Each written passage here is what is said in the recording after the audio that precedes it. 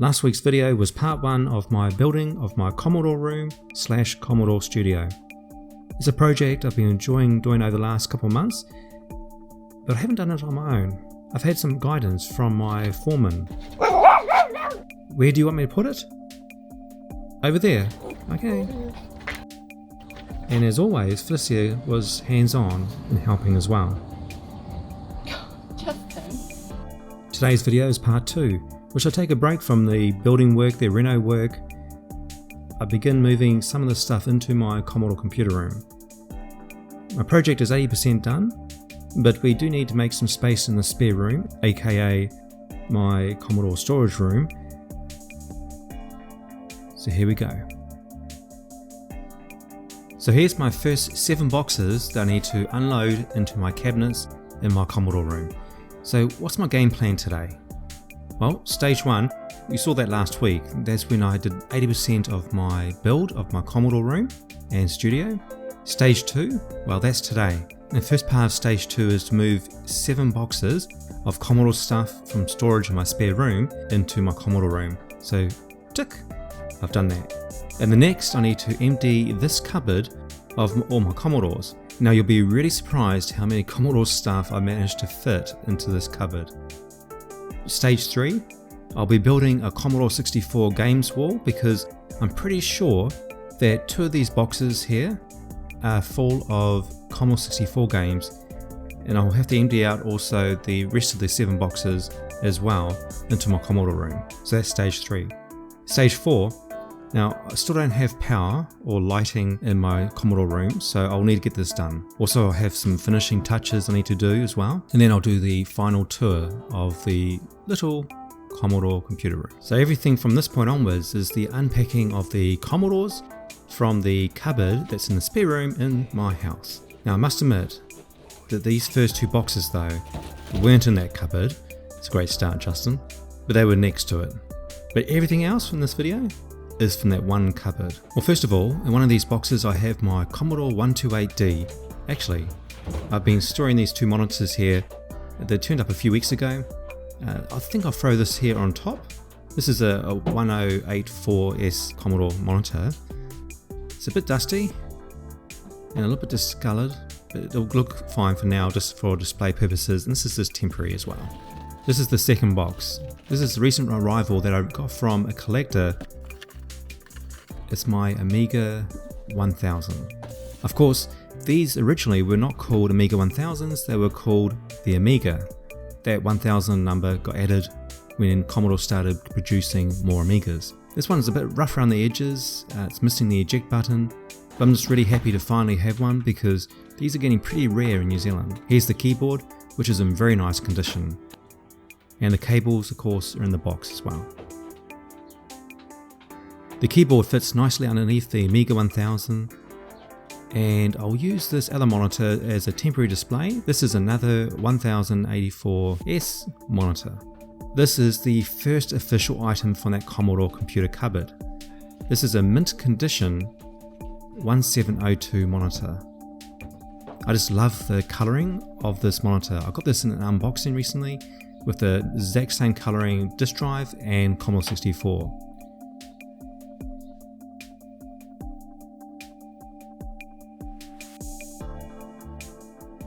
Oh, that was a tight fit. I rubbed my knuckles against the door that time. There's a couple of boxed Commodores. There's the Commodore 64C. Actually, I think I'll put this over here.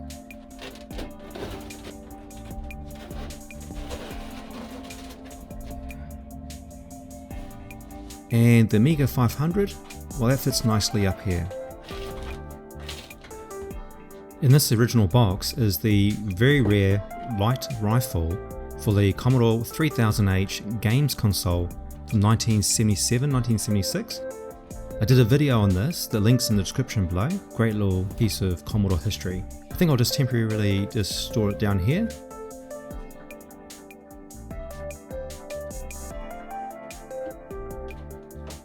Another handful of Commodore computers.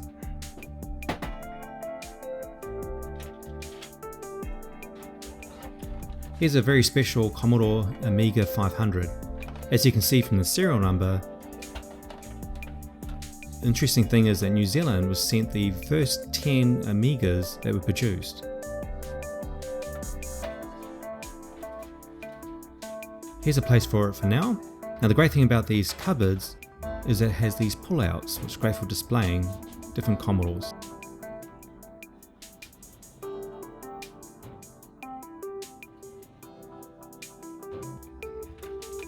The next computer is the Amiga 600. This is one of the donated Commodores that I got from the original Commodore Computer Museum here in New Zealand, and that was also part of my first video I ever made. Now I haven't given too much thought about where things are going yet, but this will do for now. This Amiga 1200 is another donation from the original Commodore Computer Museum. Whew, it's really hot outside, but inside my insulated Commodore room, it's very cool. The next item is the Commodore 116. This of course is the baby of the Commodore 264 series.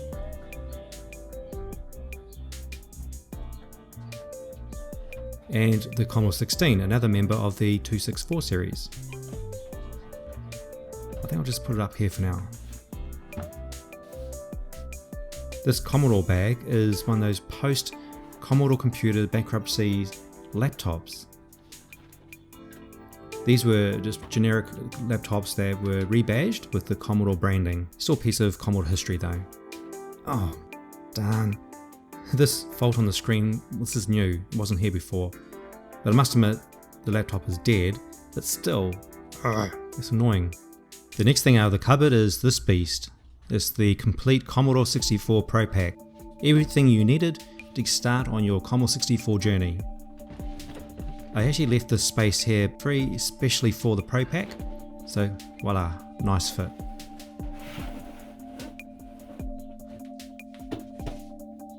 The next lot of Commodore computers.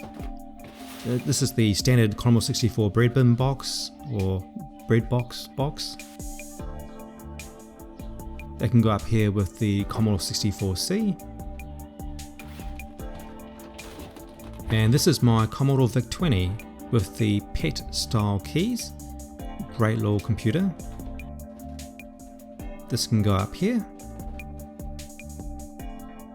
And my Plus4, part of that 264 series of Commodores. Actually, it makes more sense to lay these down.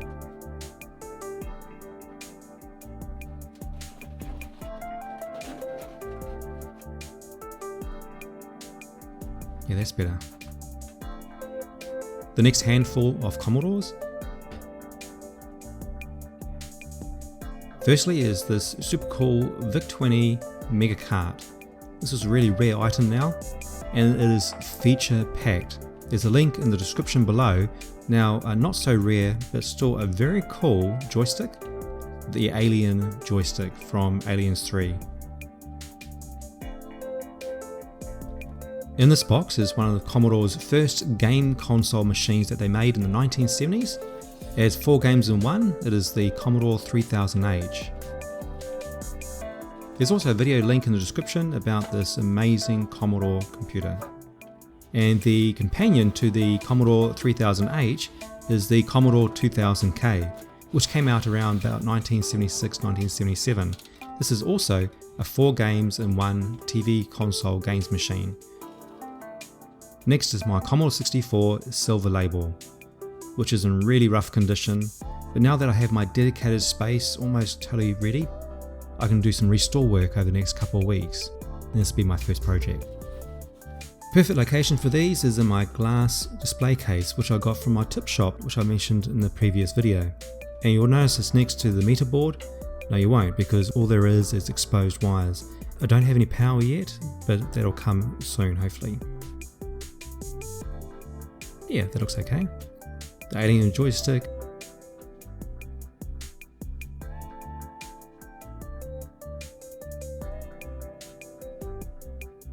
The Mega Cart. And the Silver Label Commodore 64 I'll put here for now.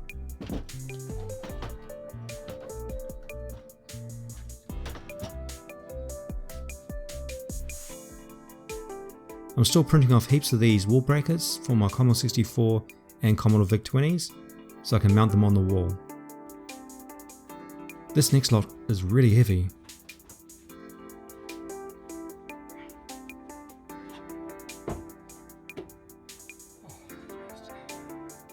I'll just grab my camera and show you what they are.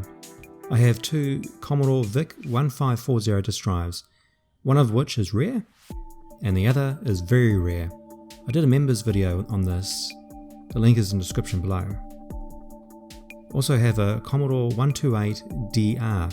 This is the cost reduced Commodore 128D. It's made of metal rather than plastic. My original plan was to put the Commodore 128DR under my plastic Commodore 128D, but I see I've put the Amiga 500 there instead, so I'll just remove these repair jobs.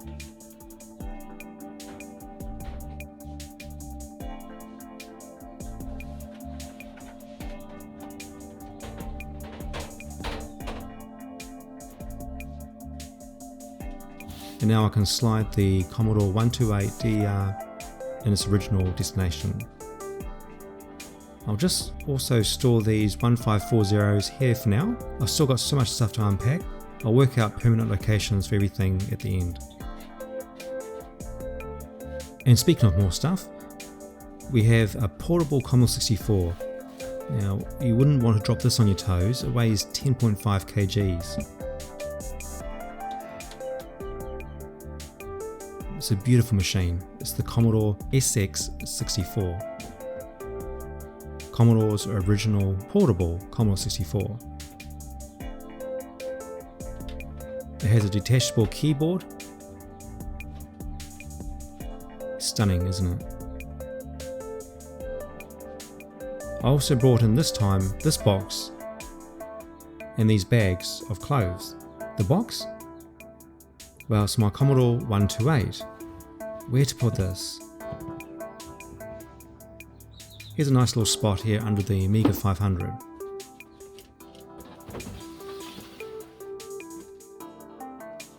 Inside this bag I have got some original 1980s Amiga tops and a 1980s Commodore Rally Jacket.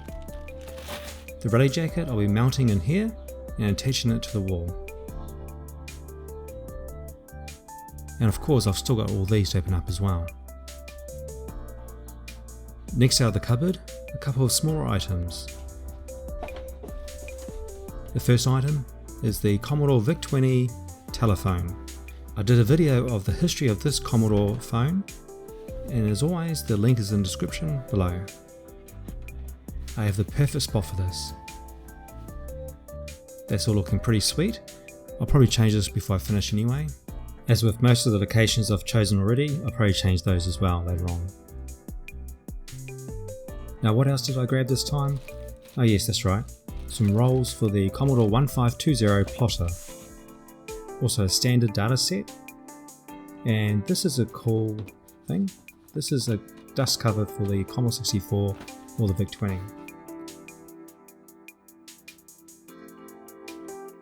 Well, that's everything out of this one cupboard. I managed to pack a lot in here, didn't I? But I still have this stuff here in the hallway to go. And, oh yeah, I've just remembered, I've got this stuff up here as well. Oh well, that's all for the next video, and also with the building of the Commodore 64 games wall. Thanks for watching, see you then.